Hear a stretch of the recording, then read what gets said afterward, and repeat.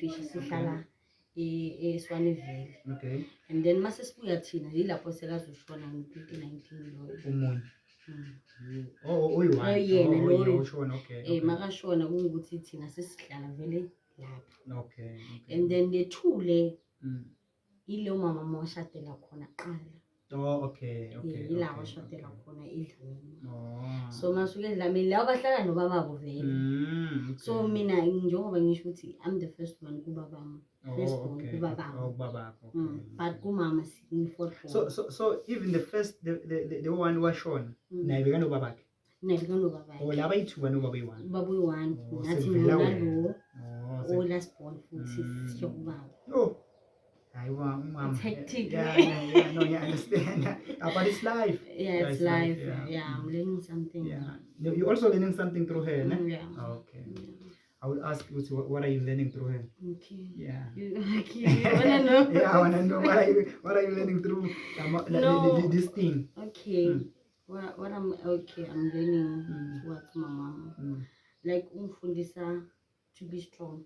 As a woman, yes, there are some challenges that you face in life. Yeah. So, yabona ukubekezela kwakho. Asukuthi ubekezela ngoba usubuyisele cha.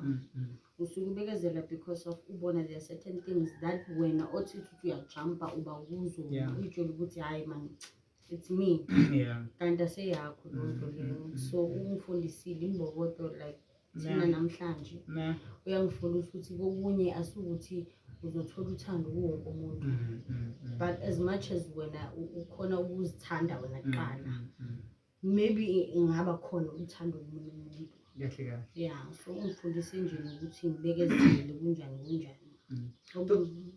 Tothi kahle when you were born ngila mama afuna ukuthanda khona umntwana kahle. That's the reason why uthanda. Something like that. Ngasho kanjalo because of the way yena asho kanjalo ukuthi I was young, I was very young, so nam bekasase dorm stuff. So ubhuti wakho lo washona anangaki minyaka? 41, 42. Oh, yeah, umdala ne. Was ill. Yeah, ugulile yena. Abona ngasumuntu ogulayo. Zakhona lezi ama-tip and stuff. So i-relationship yakho naye? I-relationship